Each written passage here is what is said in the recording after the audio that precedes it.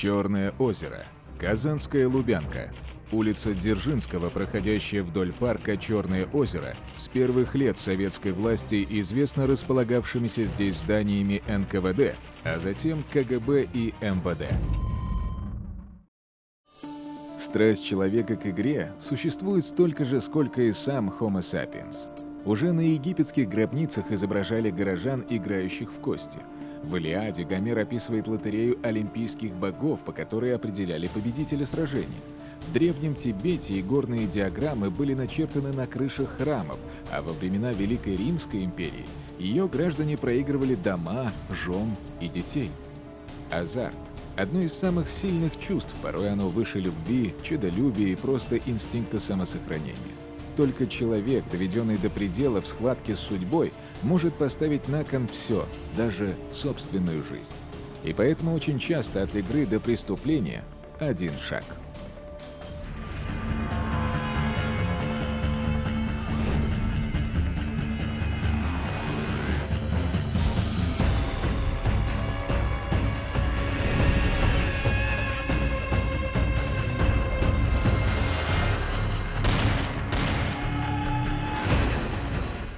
Поздно вечером, 8 декабря 2009 года, в интернет-салон, который находился здесь, в Казани, на улице Шамиля Усманова, 13, зашел посетитель. Заведение работало круглосуточно, но в это время людей практически не было. Из показаний Регины, администратора интернет-салона на улице Шамиля Усманова. Парень попросил подойти к нему. По его словам, у него что-то не получалось с игрой в компьютер. Я вышла из администраторской, и в это время в салон зашел незнакомый мне парень. На вид ему было лет 25-30, рост 180-190, плотного телосложения. Он сказал: «Ой, как холодно». Я объяснила сидящему за компьютером парню правила игры и хотела вернуться в администраторскую. В это время ко мне сзади подошел высокий парень. Одной рукой он схватил меня за волосы, другой заломил мне руку за спину и затащил в помещение администраторской. Я испугался его действий, поскольку он был выше и здоровее меня. Я восприняла его угрозу как опасную для моей жизни и здоровья. Я нажал на кнопку сигнализации, которая находилась у меня в руке со связкой ключей. Парень толкнул меня на стул. Я села. Он забрал из одной коробки на столе выручку 5000 рублей, из другой коробки 1800 рублей. Он сказал, что забирает деньги, так как когда-то проиграл в этом салоне некоторую сумму. 13 декабря около 4 часов ночи новое нападение на интернет-салон произошло на противоположном конце Казани на улице Фучика. В пустом салоне появился посетитель, парень лет 20. Он вызвал девушку-администратора Айгуль, попросил ее помочь выйти в интернет. В это время в салоне появился другой посетитель, постарше и повыше. Когда девушка вернулась в операторскую, второй парень пошел за ней. В ответ на просьбу Айгуль покинуть служебное помещение, налетчик приставил ей к боку нож и потребовал выручку. Администратор очень испугалась, но сумела вырваться и попыталась выбежать из салона. Но со стороны улицы дверь кто-то держал.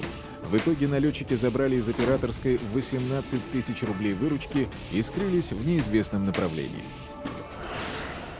Особенность, может быть, этого дела заключалась в том, что незадолго до этого был принят федеральный закон, который запрещал осуществление игорной деятельности на территории Российской Федерации за исключением отдельных специально выделенных округов. Значит, в связи с этим несколько изменили свое название и так далее, оставаясь, по сути, в общем-то, наверное, все-таки игорными заведениями, стали называться интернет-салоны и так далее. В пристройках, павильонах и подвалах появились многочисленные вулканы, гранды, лото-клуб. Они работали круглосуточно. Конечно, многие посетители, студенты, командированные, те, у кого не было личного компьютера, использовали салоны и по прямому назначению, отправляли почту или искали информацию. Но владельцы заведений вполне логично полагали, что страсть к игре не искоренить никакими указами, и ночью в салонах ждали именно азартных игроков. Спускать деньги в интернете было не труднее, чем на обычном одноруком бандите. И в попытке обойти закон владельцы этих заведений придумывали все новые способы. 28 декабря в Казани напали на очередной салон на улице Зорги. Там как раз проводили стимулирующую лотерею. Зажечь с огоньком можно одной спичкой. За 100 рублей любому желающему продавали коробок спичек, за который начисляли бонусные баллы. Они, в свою очередь, уже вносились в терминал с лотерейной программой, и игрок мог участвовать в розыгрыше призов. То есть напрямую на деньги как бы никто не играл. Такой нехитрый способ среди владельцев всех этих игровых ООО и ИП считался вполне законным и в разных вариантах использовался во многих интернет-салонах. С каждым разом поведение налетчиков становилось все более наглым и опасным. Около 5 часов утра в салон на улице Зорге сначала вошел парень лет 25-30, ростом около 190 сантиметров. Пол лица до носа закрывал платок. Посетитель брызнул в глаза охраннику из какого-то баллончика и повалил его на пол лицом вниз. Следом зашли еще 2 незнакомца лет по 20-25. Они тоже до самых глаз были закрыты платками. Четвертый нападавший внутрь не заходил, а встал в проеме входной двери. Первый, самый высокий, подошел к администратору Елене, которая дремала на составленных стульях. Он прижал ее локтем к стулу, приказал ей не дергаться и потребовал выручку. Девушка пыталась сказать, что уже отдала деньги хозяину, но грабители ей не поверили и нашли поясную сумку, где было 8000 рублей. Напоследок они брызнули в лицо Елене из баллончика и быстро скрылись. Сразу после новогодних праздников, 4 января 2010 года, в 4 часа утра был ограблен лото-клуб на улице 2-я Юго-Западная. Девушке-администратору приставили к шее острый предмет и отобрали сотовый телефон и 4000 рублей выручки. Потом наступило некое затишье. Может быть, какие-то салоны и пострадали, но владельцы балансировали на грани закона, не оформляли сотрудников официально, не сдавали наличку, как положено. Такие собственники не спешили обращаться в милицию, тем более, если ущерб был не очень значительным. Между тем, в феврале было ограблено еще несколько интернет-салонов.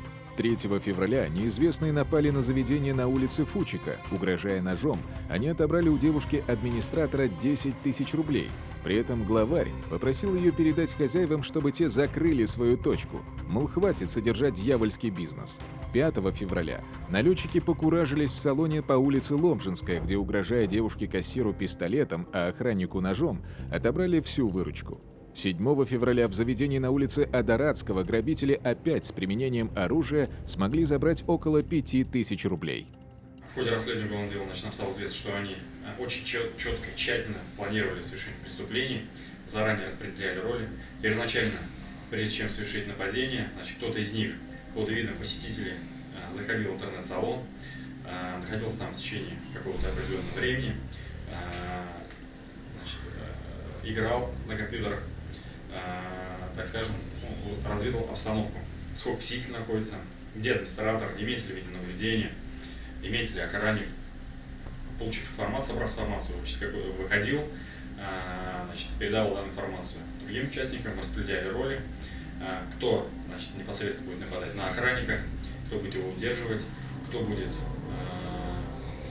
нападать на администратора, как правило, это были всегда девушки, и кто будет искать деньги, потому что иногда они в салонах прятали деньги. 15 февраля 2010 года стало черным днем, а вернее черной ночью для владельцев интернет-салонов города Казани. В результате так называемого криминального хит-трика пострадало сразу 3 заведения в разных концах города. На улице Карбышева, на Сибирском тракте и на улице Восстания. В 2:30 ночи налетчики были в интернет-салоне на улице Карбышева. Там они забрали более 2500 рублей и магнитофон «Бумбокс». В 3 часа 20 минут незваных гостей встречали в заведении на Сибирском тракте.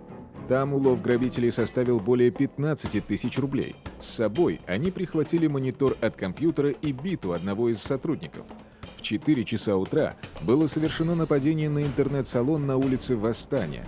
Там, кроме денег, налетчики забрали строительные инструменты, перфоратор, шлифовальную машинку по дереву, электродрель, рулетку и многое другое. Не забыли прихватить и упаковку пива. Во всех случаях администраторам и охранникам угрожали оружием. 17, 18, 19 февраля вновь произошли ограбления в разных концах Казани. Причем 19 февраля налетчики совершили дубль. За ночь побывали в 2 интернет-салонах на улице Декабристов и улице Дубравной. Значит, всего данной преступной группой на территории города Казани было совершено 14 разбойных нападений, совершенных, значит, в период с декабря 2009 года по февраль 2010 года.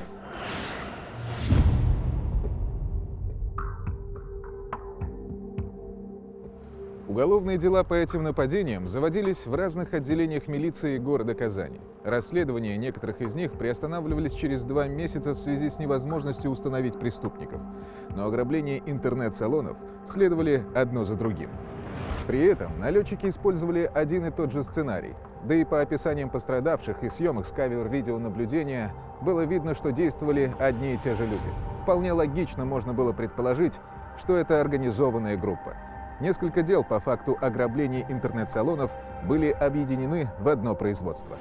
Анализ фактов показал, что грабители выбирали заведения, работавшие в круглосуточном режиме. В помещение врывались 2 или 3 молодых людей, вооруженных пистолетами или ножами. У 2 налетчиков лица были закрыты, а 3 действовал нагло, часто в открытую. Хотя, судя по съемкам с камер видеонаблюдения, его внешность была очень запоминающейся благодаря большому носу. Из-за этого оперативники дали грабителю условное прозвище «Носатый». Носатый, видимо, был вожаком, поскольку именно он забирал деньги, пока его подельники контролировали зал и держали под прицелом администратора и охранника. Грабили быстро, в течение нескольких минут, затем выбегали на улицу и уезжали на автомобиле. Еще со времен Антона Павловича Чехова и его бессмертной пьесы «Чайка» известно, если ружье висит на стене, то оно обязательно должно выстрелить.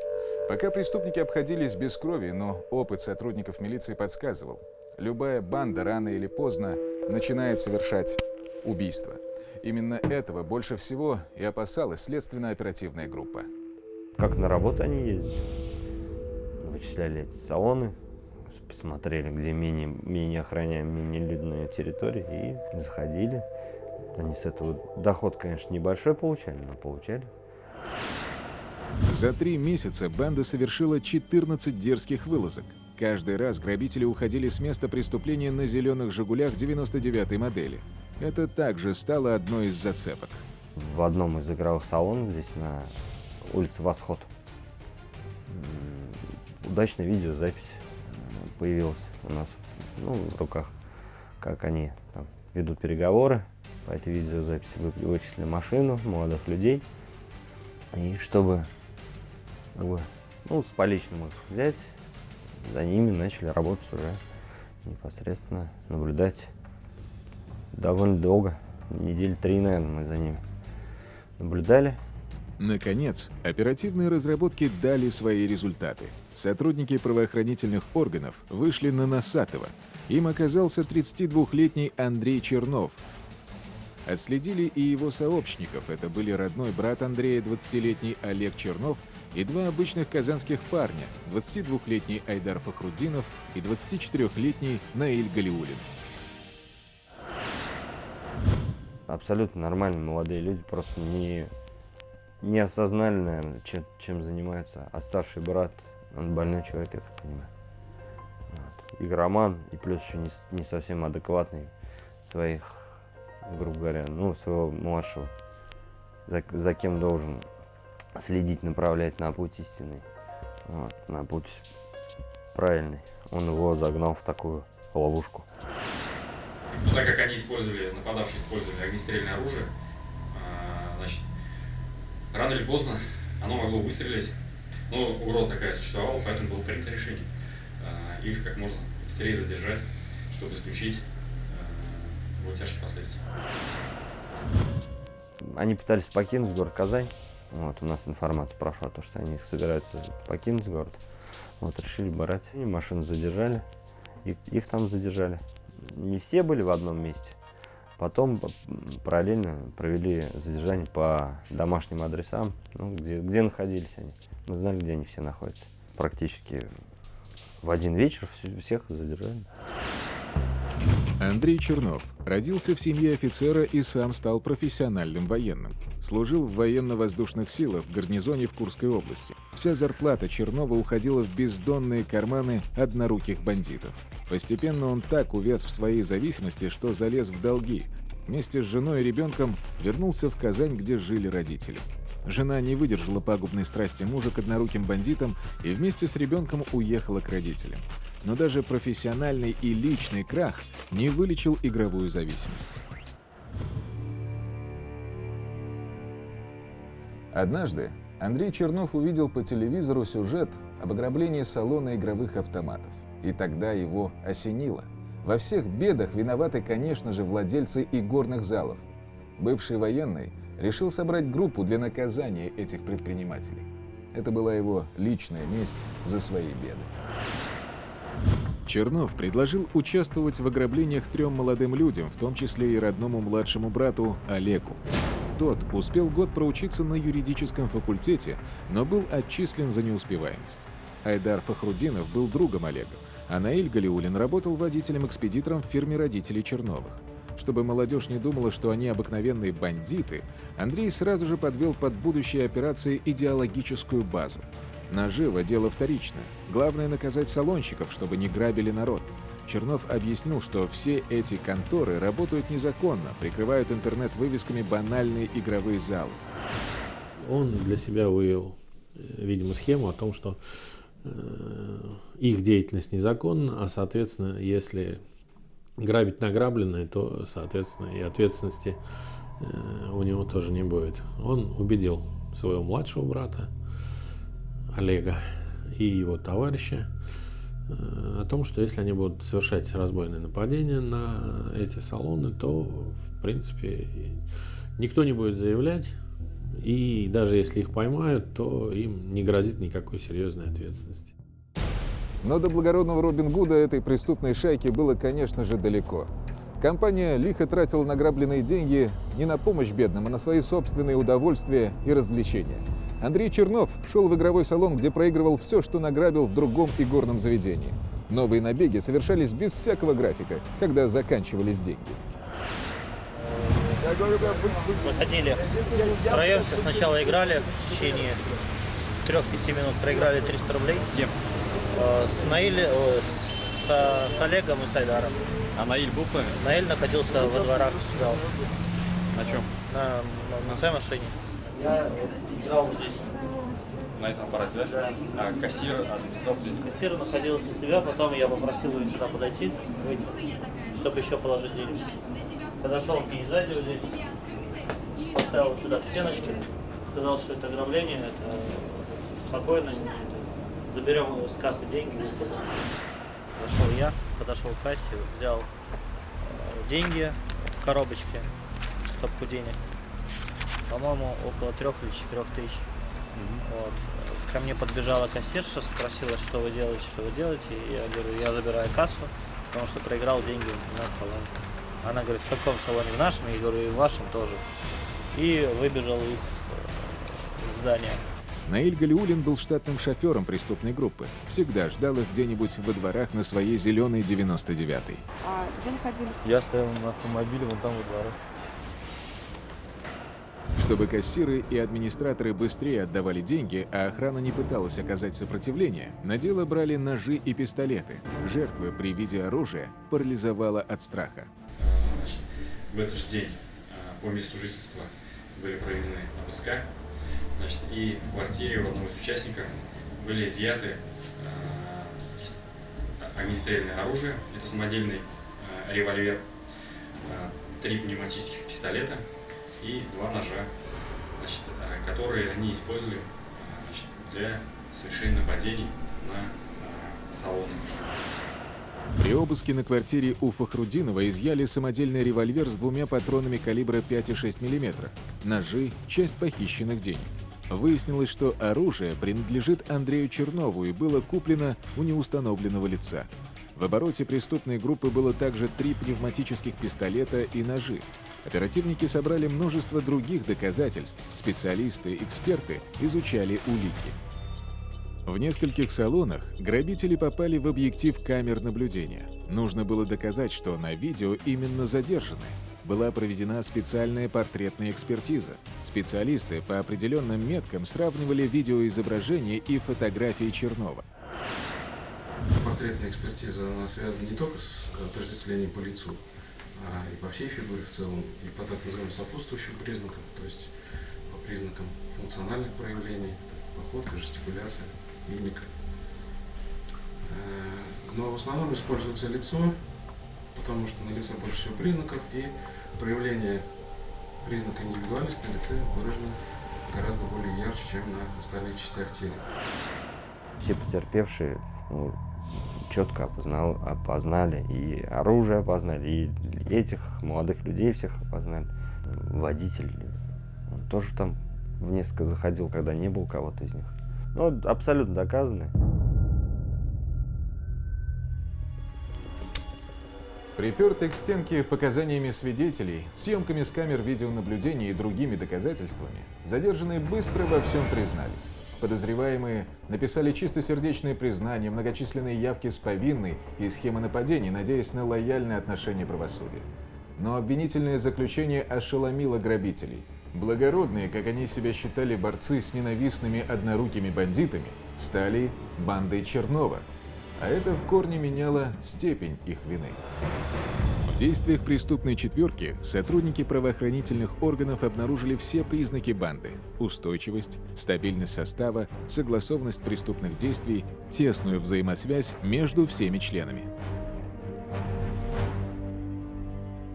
Чернов Андрей на протяжении 10 лет постоянно играл в интернет-салонах, проигрывал постоянно деньги. На этом фоне у него развилось психическое расстройство. Значит, мы в ходе предварительного следствия проводили ему судебно-психиатрическую экспертизу. Значит, у него было выявлено патологическое влечение к азартным играм. И вот на этом фоне, как он нам объяснял, когда его уже задержали, что он таким образом пытался отомстить владельцам интернет-салонов, чтобы такие же люди, как он, не стали зависимыми от игр в этих салонах. Количество преступлений было так велико, что сроки предварительного следствия продлевали несколько раз. Обвинительное заключение заняло несколько томов. В июле 2010 года в Верховном суде Республики Татарстан началось слушание по делу банды Чернова. Андрей Чернов так и не признал себя виновным ни по одному из предъявленных обвинений: бандитизм, хранение и использование оружия, разбойные нападения. Такой же тактики придерживались и его подельники. В последнем слове подсудимые даже попросили себе оправдательный вердикт. Наше законодательство предусматривает повышенную ответственность за совершение преступления в составе организованных преступных групп, а особенно когда это совершается, когда эта организованная преступная группа, и так представляющая значительную общественную опасность, своей организованностью, своей структурированностью, своей детальной проработкой всех преступлений, когда у этой группы появляется еще и оружие, и, соответственно, в юридическом плане эта просто организованная группа перерастает в банду, то есть законодатель предусматривает уже повышенную ответственность, то есть там от 9 лет у нас совершение преступления в составе банды предусматривает. Но Верховный суд Республики Татарстан посчитал их вину доказанной. 24 сентября 2010 года был провозглашен приговор. Андрей Чернов получил наказание в виде лишения свободы на 12 лет с отбыванием срока в исправительно-трудовой колонии строгого режима. Олег Чернов и Айдар Фахрудинов получили по 10 лет лишения свободы. Наиль Галиуллин был приговорен к лишению свободы на 8 лет и 2 месяца. Джекпот на числа 12, 10 и 8 не выпал.